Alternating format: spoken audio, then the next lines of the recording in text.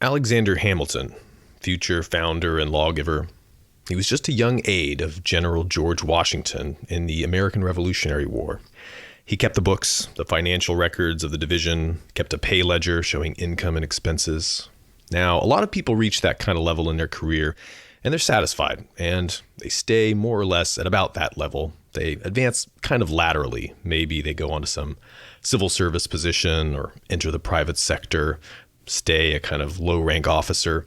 The point is, only a very select few of the many camp aides and junior officers go on to become something like the general. If you want to be one of those people, the ones who make the most of that opportunity to level up, what do?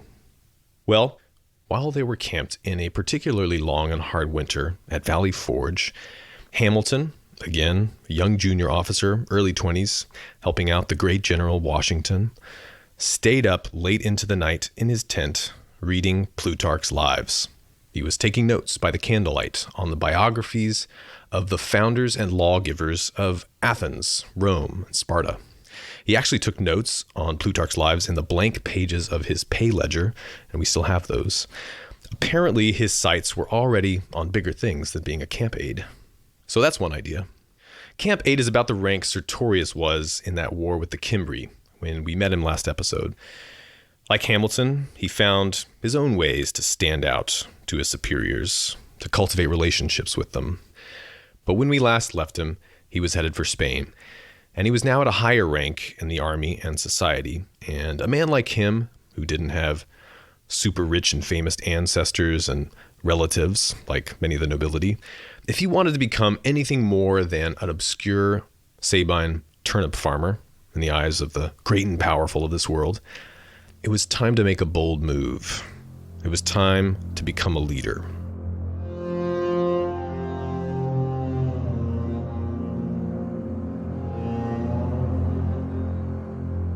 I'm Alex Petkus, and you're listening to The Cost of Glory podcast by Ancient Life Coach, where it is our mission to retell the lives of the famous Greeks and Romans in order to sharpen ourselves for the present.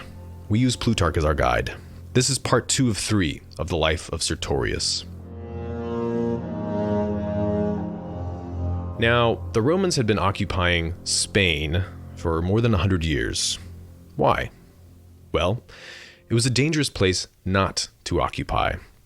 Long ago, after the First Punic War, Rome's first war against the Carthaginians, a great general of the defeated Carthaginians, they were defeated, not destroyed, well, he had the idea to colonize Spain, mainly along the Mediterranean coast.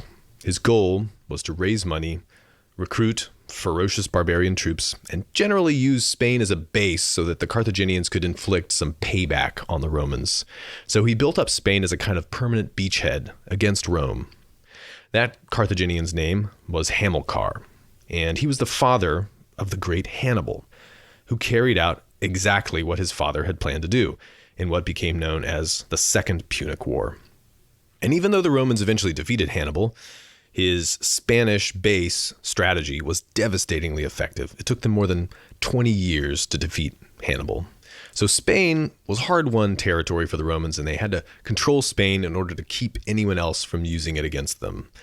It was also really rich in silver mines. And in Sertorius's day, it was still a pretty dangerous place. Some of the local tribes were cooperative, some were really not. Now, Sertorius was appointed a military tribune. That's unrelated to the office of Tribune of the Plebs, which is a little confusing, but now you know. So he's a military tribune, and he answers to the Roman governor of Spain, a proconsul.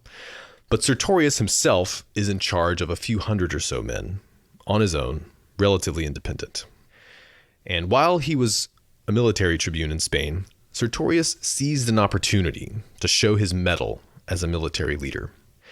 The governor had stationed his unit inside a walled town, and it was winter. It was a rich town in the hills near some silver mines, which, of course, the Romans were exploiting for themselves.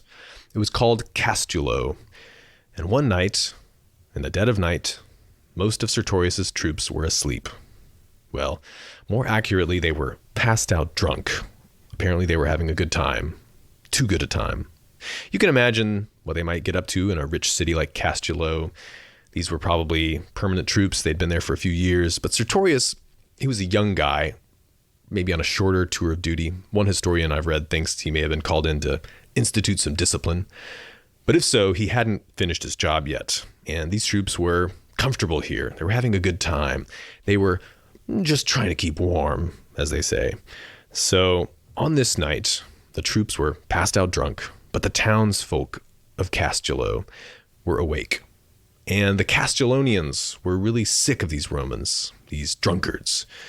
They were lodging in their houses, exploiting their land, pushing them around, staring at their women. The townspeople had had enough. They decide they're going to do something about it. So the townspeople secretly invite men from the neighboring town to creep into the city in the middle of the night. They all coordinate, and they move in quietly, and then someone gives a signal, and they strike. They start murdering Sertorius' soldiers in their sleep. It's a bloodbath. Sertorius, however, was sober, and he pretty much always stayed sober. He was probably a light sleeper. So he and a few men managed to slip away. They escaped the city in the chaos, unnoticed. And he links up with a number of his surviving troops outside the town. They're trying to figure out what to do. And then they notice the Spaniards made a fatal mistake. They were overconfident, and they left the gates of Castulo unguarded. They apparently hadn't even considered the possibility that some Romans might escape. So Sertorius and his men secure the city gates. Then they move back into the city quietly, and somehow they managed to take it back. Maybe they caught the enemy and surrounded them in the town square, celebrating.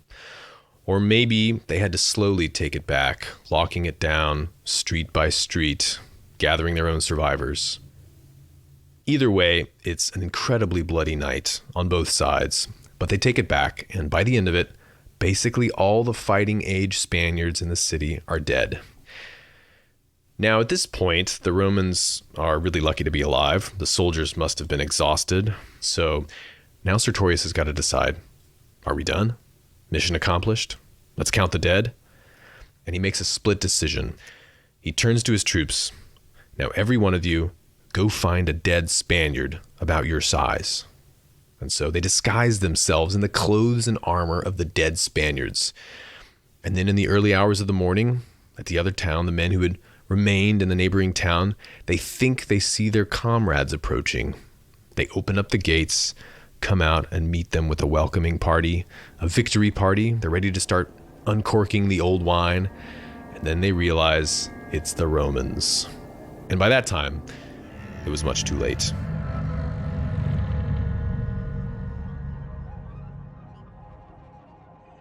And that's how Sertorius permanently secured 2 cities in one night. And as you can imagine, this event really got the tribes in Spain talking. Geez, who was this Sertorius guy? And really, again, what kind of man does that? It would have been very respectable and commendable just to have taken the city back, to wait for fuller backup from the governor. But Sertorius saw an opportunity to gain ground when he could have just defended it. He didn't wait for backup. He struck lightning fast without hesitation. And this seems to be the moment where everybody realized this guy is dangerous. And you can bet that they were talking about that among the tribes in Spain. But word also got around about this event to the people in the city, in Rome. And when he got back, he decided to run for one of the high offices to become Quaestor. And he won. And it helped that he was apparently a pretty good speaker. The young Cicero often saw him speaking and remembered and described it many years later. Sertorius was clever and witty, but he also spoke in a plain and straightforward way that made him seem trustworthy and made him appeal to practical working men. So Sertorius becomes Quaestor, and this was his first foothold on that ladder of high Roman achievement, the so-called cursus honorum, the root of honors, or root of offices. Okay, it was the lowest elected office, but it was a start. It's a 1-year term. They're all 1-year terms. In peacetime, being a Quaestor was an administrative job. But another war was brewing, and this time it looked like it could be a big one. And it was way closer to home than anything anybody could remember.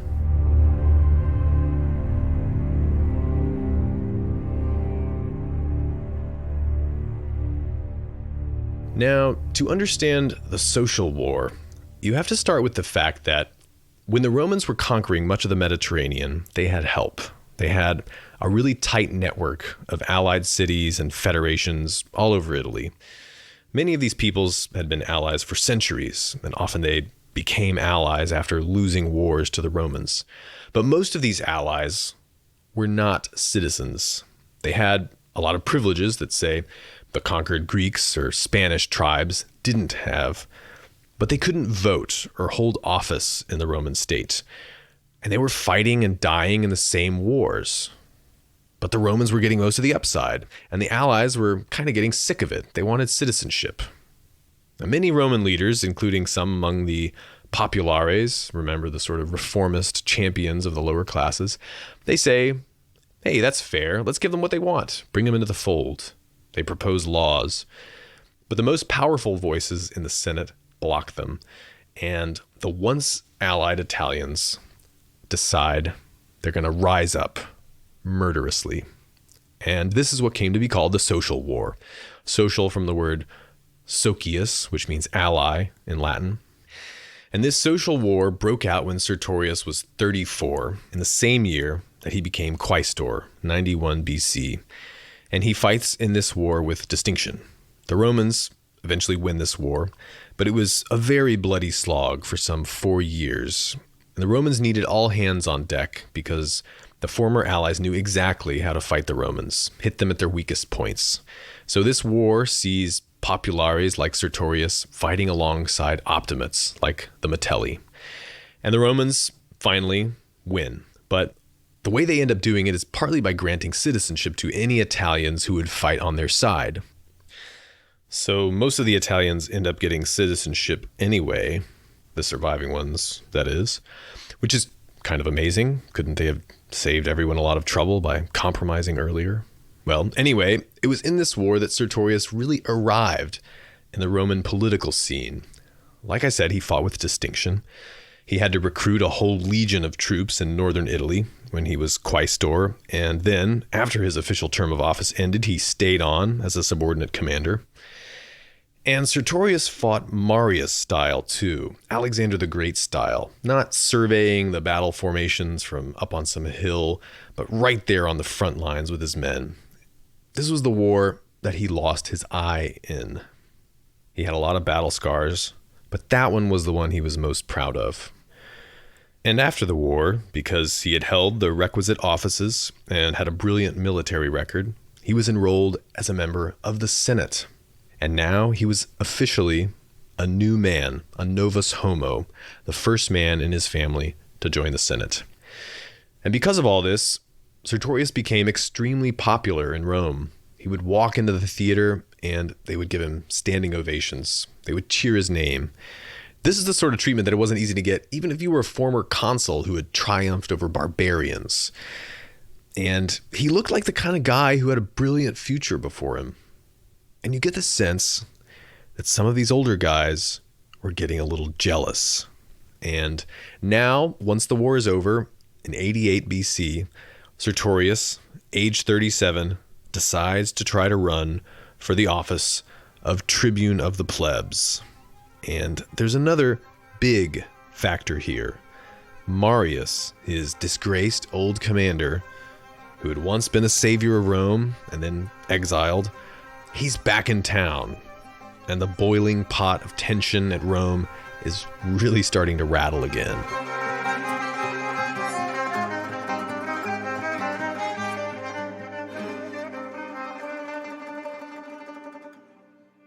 Now, Marius actually came back out of exile to help with this social war around the time it started. He saw this as a great chance to rehabilitate himself, right when the state needed him the most, maybe.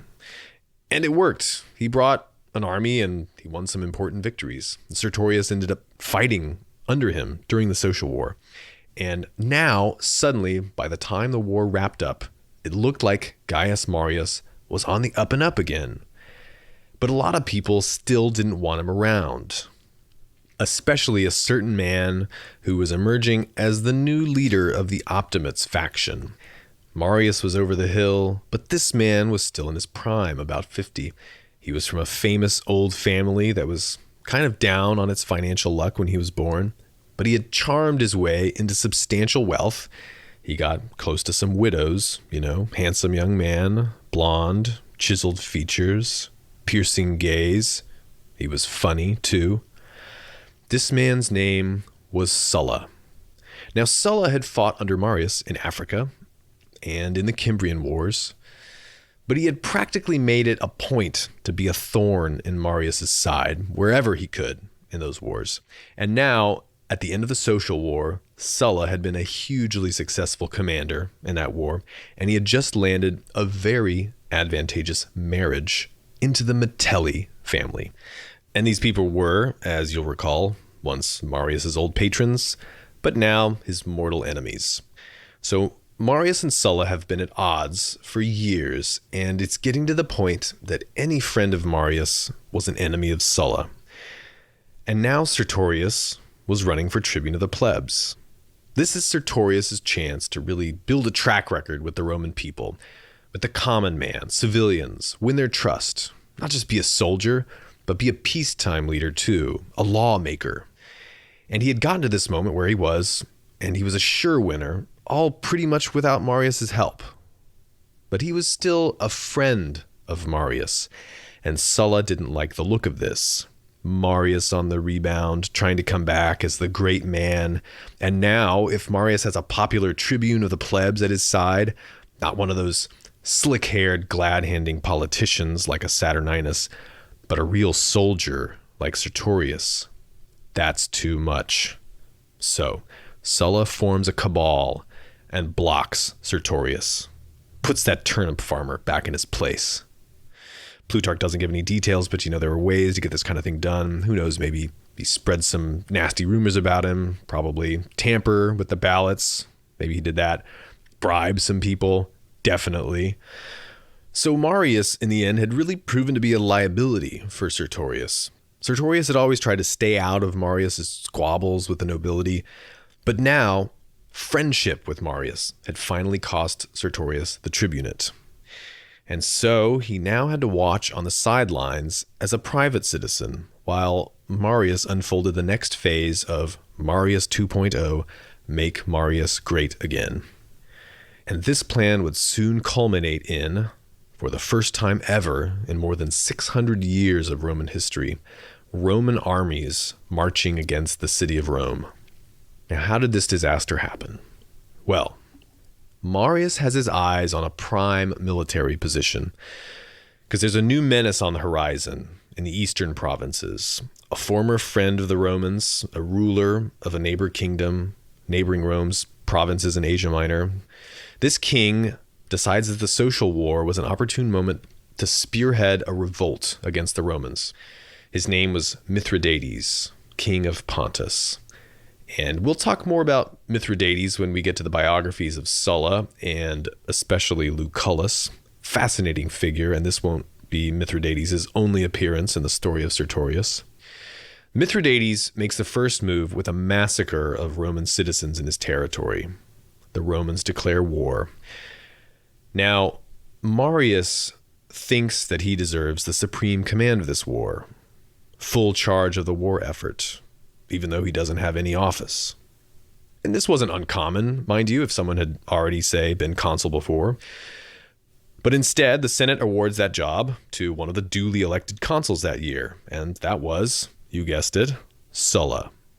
Sulla leaves the city to march on Mithridates, but Marius is still determined to get his way. So what does Marius do? What options does he have if he's determined to lead that war?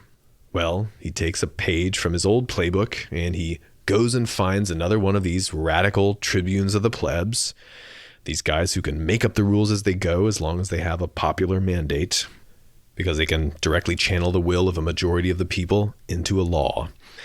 And the guy's name that he finds is Sulpicius.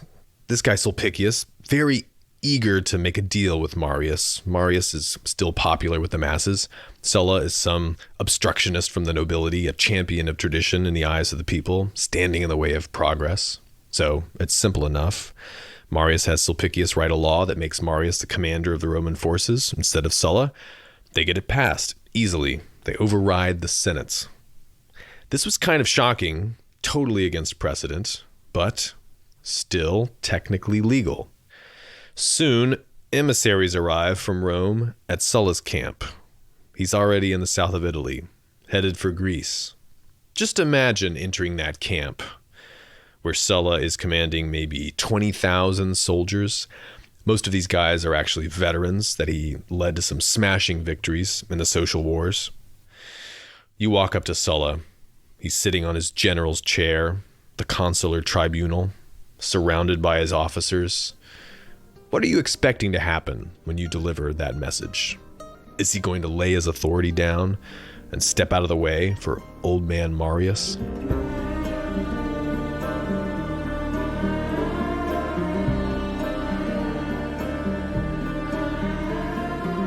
Later Romans look back on this moment as Marius really tipping the marble over the edge into a half a century of civil war. But now Sulla still has a choice as to how this is going to play out. And we'll save the full story for later. Those emissaries, though, never made it out of that camp alive. Sulla turns right back around and marches on Rome, forces open the city. A few people die. He forces the Senate to confirm his command, more or less at spear point. And nothing like this had ever happened before. And poor Sulpicius, that eager tribune, he gets whacked. Marius narrowly escapes. He flees into exile again. Sulla, though, is not eager to stick around. The pot's really threatening to boil over now, and he wants to start his war with Mithridates. He wants to go win, get rich, and then sort things out when he comes home. So he makes a few pronouncements and gets out of town quickly. The political equivalent of saying, now you're all going to behave yourselves when I'm gone. I'm warning you. He does that and then he leaves. So Sulla is now gone, but things were not settled at all. And he had set a very ominous precedent by using his army to force his will at Rome. And it was just a matter of time before another Roman army was at the gates of Rome, and things got quite a bit uglier. But this time, Sertorius wasn't on the sidelines. He was one of the lead players. Now, one of the big things causing the lid to really rattle on the pot of Roman politics is that the dissatisfaction that gave rise to the social wars has not been totally settled. After the social war, there was this massive addition of names to the citizen lists. Yes, these disaffected Italians were now technically citizens, but they didn't get what they wanted really either. Even though they had some additional rights on paper, that was nice, but they had been sort of gerrymandered and so thoroughly that their votes barely mattered, and they were not happy about it. But one man saw that these new citizens had a legitimate claim, and he saw that anyone who had the skill and power to give them the influence that they arguably deserved, such a man, as patron of this new massive Italian voting bloc, he might become the most powerful politician in Rome. And the guy who figured this out and then did something about it, his name was Cinna. Now, Cinna was a blue blood from an old family, but very much on the populist side of politics, the populares. And he was one of the new consuls for the year. The other guy, Octavius, was a staunch conservative, an optimist. And of course, everyone knew that advantaging the Italians would disadvantage a lot of powerful senators who had spent generations carefully and strategically building up their political patronage networks so that they could influence the existing electoral system. So these guys were going to try to stop Cinna's plans to disrupt the hard-won status quo. And it was getting to the point now where you almost had to pick a side to stay relevant. Sertorius immediately saw Cinna as the more capable leader among the two consuls, and he made an alliance with him. Besides matters of principle and justice, this was also a chance to salvage the ruins of his political career. And it didn't take long before he got to put his decision to the test. One day, not too far into Cinna's term as consul, there was voting going on in the forum about a new set of laws Cinna was proposing to try to enfranchise the Italians properly. And there were a lot of those new Italians in the city too. Tensions were high. The other consul was vehemently opposing the proceedings. Many men were clamoring in the Senate House against these laws as well. And this is the moment that Sertorius really started down that path of eventually becoming a famous rebel, because he was there in the forum on that day, and somehow it's not clear who started it. Cinna would blame the Optimates, of course, who knows, but somehow a fight broke out, a big one. Picture Times Square filled with angry men, shoulder to shoulder, and it was said that a lot of these people had actually shown up that day with concealed weapons. So guys with weapons from both factions showed up ready for a fight. Clubs, blades, like thousands of wood chips, and someone threw a spark in there. Maybe it started with an elbow, harsh words, a shove, who knows. So a fight breaks out. But this wasn't just a normal riot in the forum, because once the fight started, the consul Octavius led a heavily armed and organized group of men into the forum and cracked down on the brawl with military-grade force. And by the end of the day, Octavius held the forum, and there were hundreds of dead bodies strewn about the heart of the city, maybe thousands. And Sertorius and Cinna and their party escaped outside the city for refuge. But they aren't going to give up on their cause that easily. Cinna and Sertorius and their allies go on a blitz recruiting campaign. They go all over Italy. They gather up new troops, many of them from the newly enlisted Italians, and they rendezvous at Rome within a couple of months at the head of a powerful army. And now they have the clear advantage. The men controlling the city are surrounded, outnumbered militarily. Sulla is off east, halfway to Persia. He's out of the picture.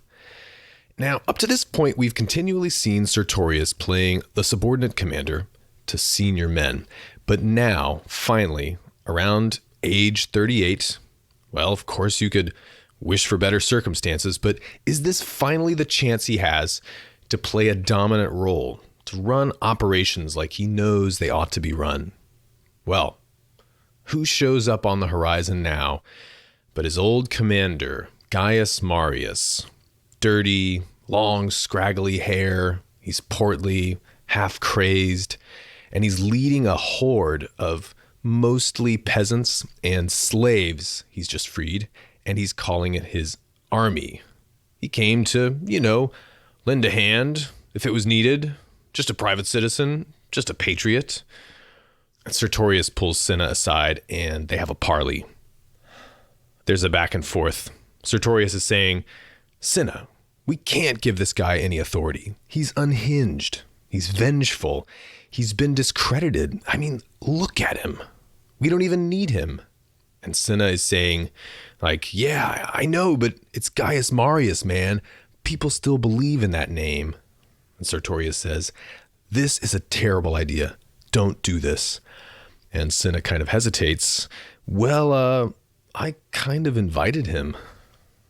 And at this point, Sertorius says with characteristic professionalism, basically, well, why did you even waste our time with this conversation? If you made a promise to Gaius Marius, there's no room for discussion.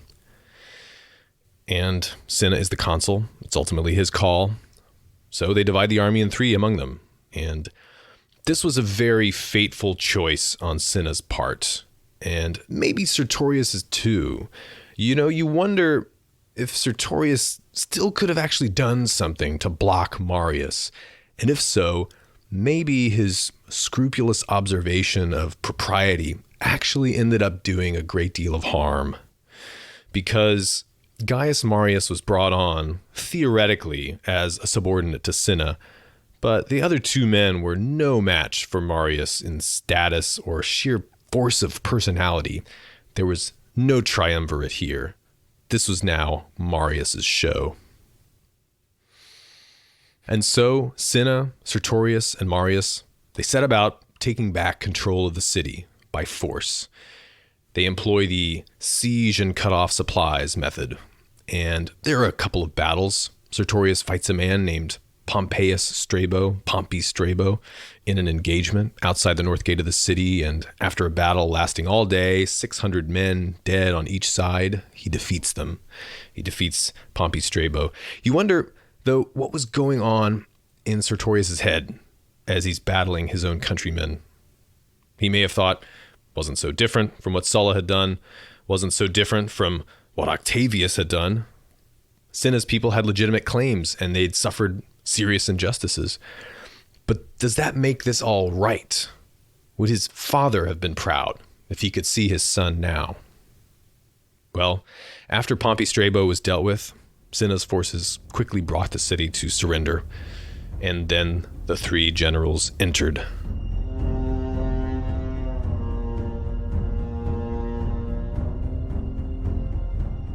And now Marius has them all at last where he wants them.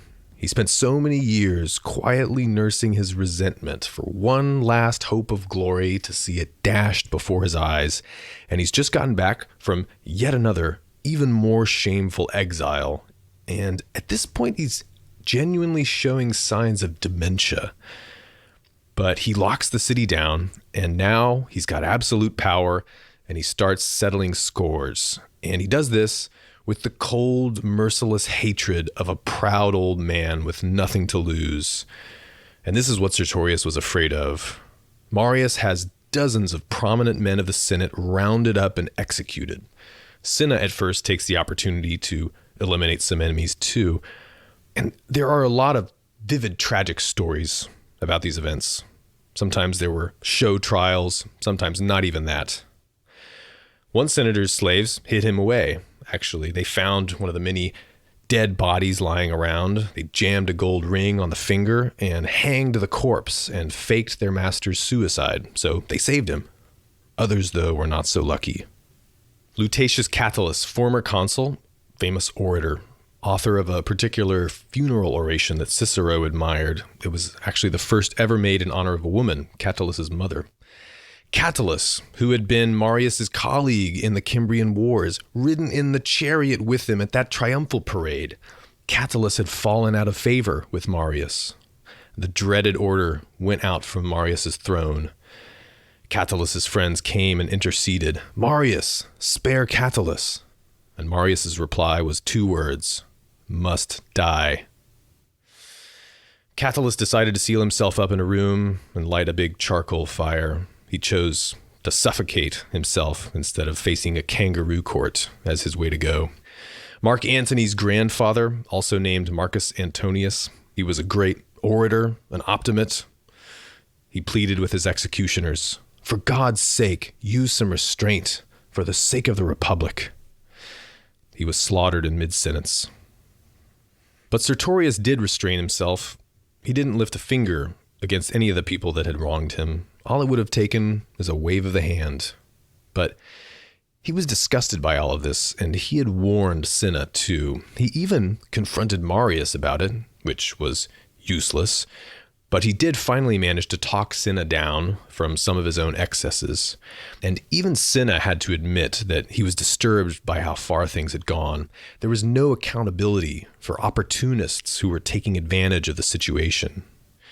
Moreover, some of Marius's troops, this undisciplined rabble of mostly freed slaves that Marius brought into the city, they had started crossing the line. They were looting the homes of dead men, violating their families, outrages against wives and children. Someone had to restore order and accountability. So late one night, with Cinna's permission, Sertorius stations his troops around the makeshift camp of Marius's most murderous and opportunistic thugs, and on Sertorius's order, the troops move in and shoot down every single one of them with javelins. Marius was unfazed, though. He exultantly had himself elected, so to speak, consul for the 7th time. But he was so worn out from all of his recent trials and exertions, and all that at some 70 years of age, that He died within a month or so of being elected. Our sources also indicate that he basically drank himself to death, which maybe suggests that deep down he still had a conscience that bothered him about what he had unleashed. That was 86 BC. After that, things calmed down in the city, at least on the surface. Cinna became the dominant figure at Rome. He managed to put his friends into key offices, but he was no tyrant. It wasn't a reign of terror. Court cases went on. Laws were passed in assemblies. Some of Cinna's opponents won elections, though it was mostly to minor offices. But Cicero looked back on this time and called it triennium sine armis, a 3-year period without violence. There were certainly problems to solve, big ones. A major debt crisis, rising inflation, a steep drop-off in tax revenues from the provinces. And Cinna and his colleagues passed many reforms to try to relieve these issues. And they had wide cooperation from the Senate. So life cautiously went on. And young Cicero in these days would go to the forum and the courts. He would hear the great men speaking, seeing what he could learn from them. This is around the time that he must have seen Sertorius speaking and recalled it later on and wrote about it. And it's around this time, the year 86, Sertorius probably had a few interactions with Julius Caesar. Young Julius actually married Cinna's daughter, Cornelia, which was very precocious on his part because he was maybe 16. And Sertorius was probably at that wedding celebration. And even then, Caesar, a kid from a very good family, not a tip-top family, but a respectable patrician one in the Senate, even at that age, Caesar had kind of picked his side. He was a man of the people, a populares guy. Sertorius was elected praetor for one of these years, a junior generalship, second in rank only to a consul. So this was promising. But Cinna was a politician. He led a broad coalition, and he was placating former rivals. He was trying to draw on patronage and political networks of some of the great families. And so military competence was not the only criterion he had to judge his promising associates by. And military competence was the main thing on Sertorius' resume after he had missed out on that Tribune of the Plebs opportunity. So Cinna couldn't afford to promote him too much or too quickly at the expense of the great blue blood families and their sophisticated sons. The main problem with this, as Sertorius probably saw it, was that it increasingly looked like the only solution to the stalemate between Cinna's faction and Sulla's faction would be a military one. Sulla was still in the east, succeeding in his war efforts, gaining power, winning treasures, training his troops into an elite fighting force. Many senators had fled to him in the midst of the purge that Marius initiated. So letters would go out from the Senate in Rome to Sulla, from prominent citizens pleading with Sulla to come to some sort of an agreement, some sort of a truce, urging him to observe moderation when he returned. But Sulla had heard the stories. He had heard about his allies and dear friends being murdered. His wife and children had narrowly escaped the city. His house had been burnt down. He wrote back, "Thanks for the advice, but I know how to handle things when I return."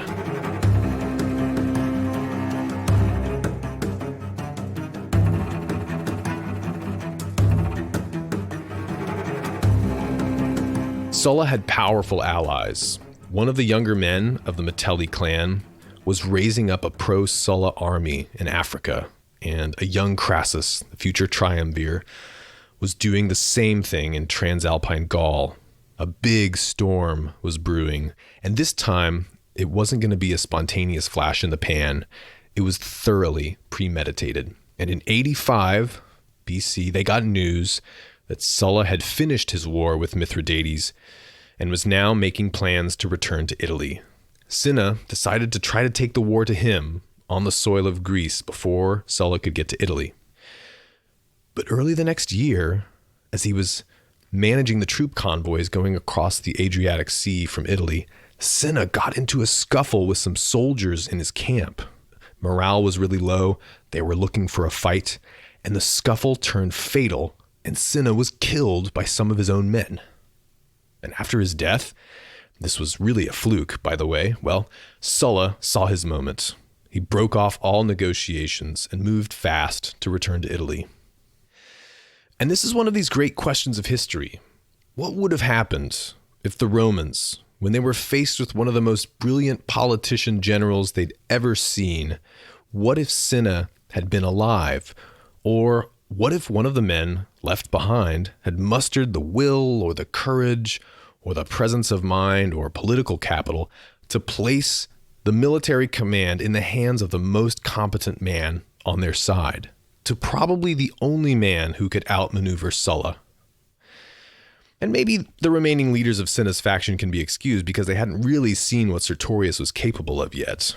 Either way, with Cinna dead, Sertorius didn't really have a patron who believed in him, who could get him into a position of true leadership right when the Republic needed him the most.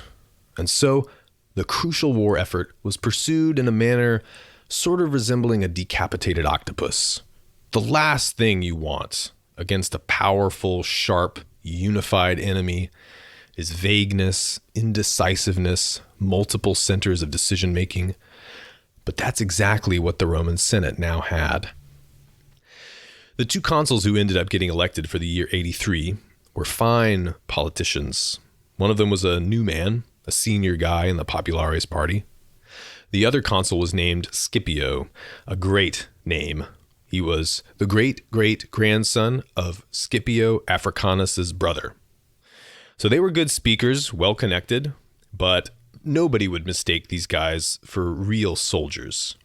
But these were the men who were tasked with defending Rome and the reformist Senate from the coming reactionary menace of Sulla. And now, Sulla crossed over the Adriatic Sea into Italy from Greece unopposed. And when the armies were finally mobilized, Sertorius had to play the subordinate commander, a legate, to old Scipio. You know, the first great Roman civil war is not a pleasant story to hear. It's very bloody and depressing, and maybe we'll give it more time in other biographies. But to put it shortly, the consul Norbanus was sluggish. He let Sulla get an easy foothold, consolidate his forces in southern Italy. So Sulla took the initiative there. When they were on campaign in the south, Sertorius tried to warn Scipio, don't negotiate with Sulla, don't let him get too close. He has a history of getting Roman troops to change sides. He's already done this in Asia. Scipio wouldn't listen. Sulla managed to steal Scipio's entire army right out from under him during negotiations. But Sertorius didn't give up. He sped off to northern Italy, to Etruria, modern Tuscany.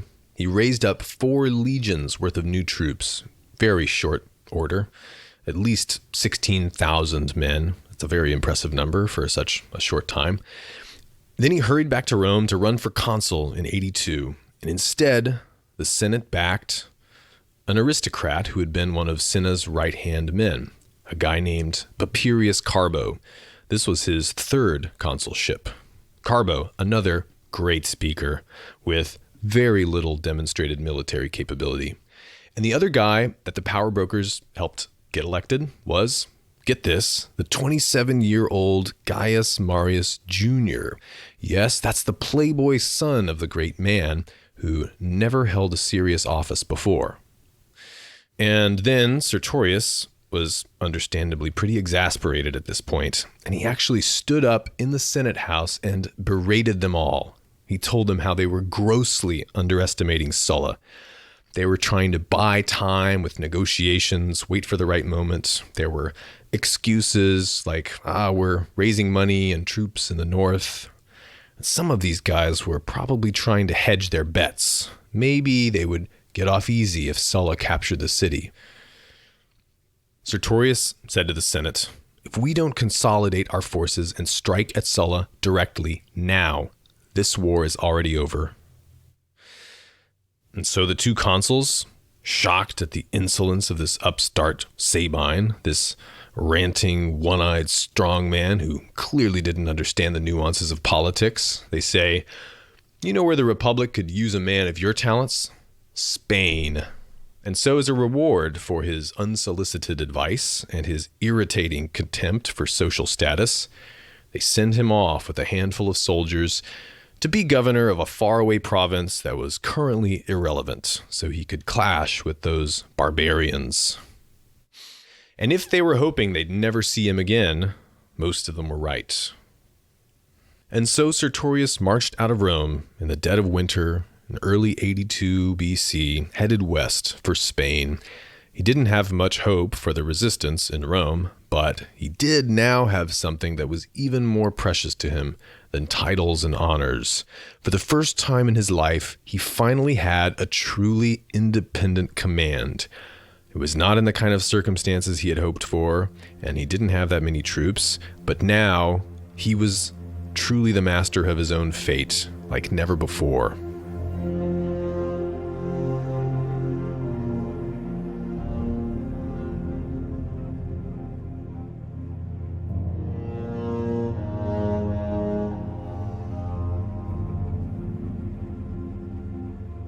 Sertorius, though, was only commanding one legion, maybe 4,000 men, and so his first objective getting into Spain was to raise more troops for the war effort with Sulla.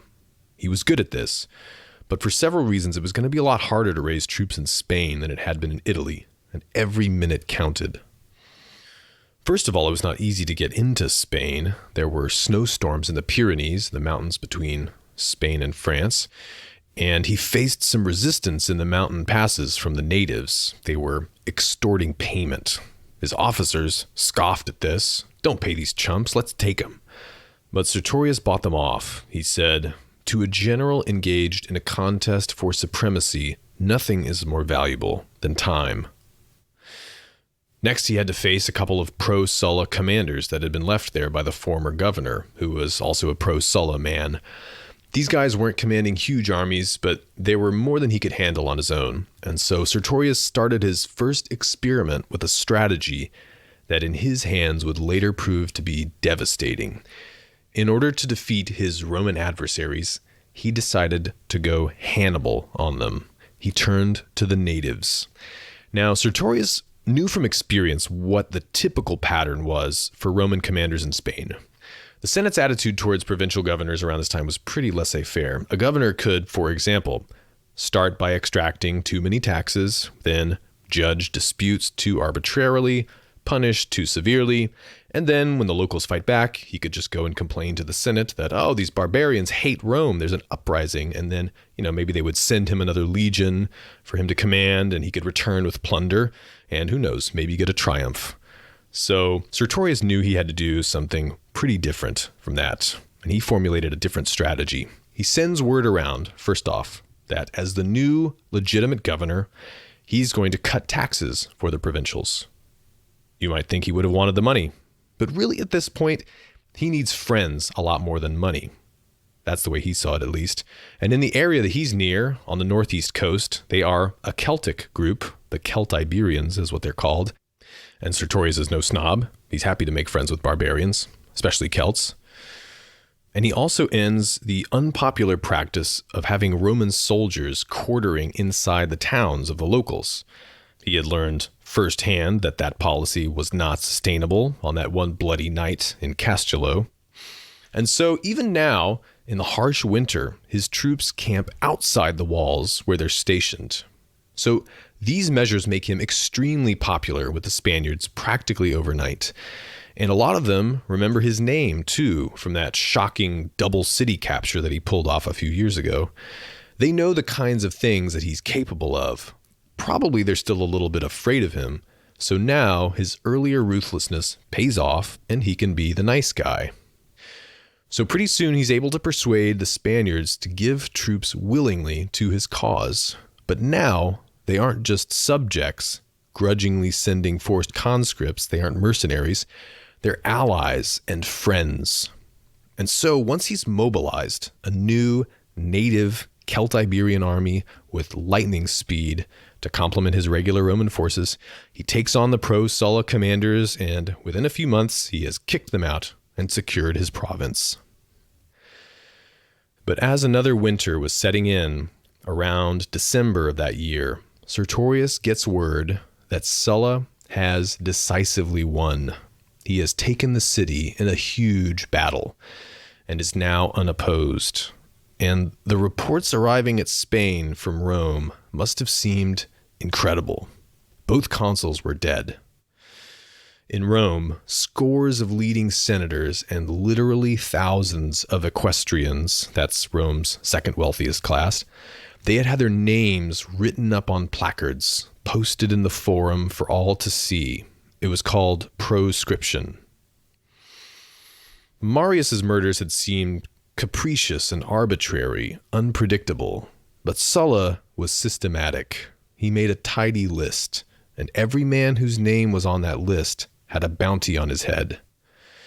And the penalty for aiding or hiding anyone on the list was also death. And soon, the forum was decorated with the decapitated faces of many of the most famous and wealthiest citizens of the day. The list kept growing over time, too. But Sertorius was, of course, on that list from day one. Sulla became dictator, a tyrant with no term limit. This was bad. Pretty soon, Sulla sent out to Spain Sertorius's replacement, so to speak, with a huge army. The new pro-Sulla governor cuts through the Pyrenees easily. Somehow he's able to get Sertorius's lieutenant, who was holding those passes, murdered. And this just got much worse. Now, Sertorius is brave, but he's no fool. He doesn't have the manpower to take on this new guy, whose name is Annius. Sertorius tells his Spaniard allies to melt away into the hills, and he gathers what's left of his legion, and they take to the sea. They're headed for Africa. And their ships make first landfall somewhere in what's now northern Morocco. And as they're foraging for supplies, filling up their water jugs, they get ambushed by an army of locals who kill some of them. Sertorius managed to get most of his men back into their boats, and they sail off. And now they find out Annius has sent a fleet to hunt them down. Now at this point, what's going on in the minds of those men that are following Sertorius as they rock up and down on those waves? What are they thinking? A lot of them must be thinking, how did I get stuck with this guy? Why didn't I end up in one of Sulla's armies with the winners? I could be in Italy now, on a big farm, living off the fat of the land, a Roman citizen. What a fool I am. I wonder if we're going to die at sea or die as soon as we reach land. Which would be better? And you've got to imagine Sertorius is kind of thinking the same thing. And he's wondering, what am I going to say to these people? Where are we going to go now? And he must have heard about what happened to the former consul Norbanus at this point. Norbanus escaped to the island of Rhodes after Sulla crushed his army. Norbanus was probably thinking, I'll raise money and raise troops to fight Sulla. But then Sulla took absolute control of Rome. And Norbanus took what he thought maybe was the most honorable choice. He committed suicide. Sertorius must have thought about it many times. Maybe he should just roll over and die and save everyone the trouble. But it's at that point that they see, coming up on the horizon, a fleet of Cilician cruisers. Cilician cruisers. Uh-oh. Yes, it's pirates. Well, good. Maybe he won't have to do the deed himself. They can just put him out of his misery for him. But it turns out that these pirates were looking specifically for Sertorius, not to plunder him, but to join him in challenging the power of Rome. And now, once again, Sertorius decides he's going to live and fight.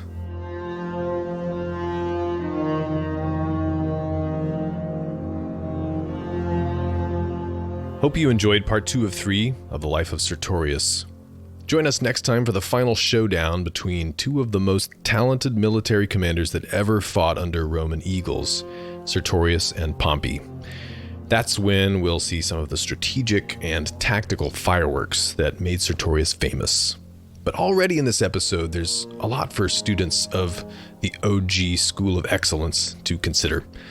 Sertorius maintained his cool when he saw little opportunity in the political sphere. He was biding his time. But when the moment counted, he acted with resolution and an iron will to survive. And also, something we see in a lot of successful commanders is a willingness to be brutal in their justice in their earlier careers. And fear is a powerful weapon in situations requiring pure force. But this also makes it easier for them to be merciful later on, to inspire love or admiration, which in most situations is even more useful. And men admire most strongly those leaders who can also inspire fear if they choose. You see this pattern with Pompey, Caesar, Napoleon, and Sertorius as well. If you liked this and want to find out more or get involved, visit our website at ancientlifecoach.com. We have a weekly encouragement we send out via email based on the wisdom of ancient Greek and Roman culture and philosophy. You can sign up at the website. And don't forget to follow us on your favorite podcast platforms. And if you think the show merits it, leave a good review. Till next time, this is Alex Petkus.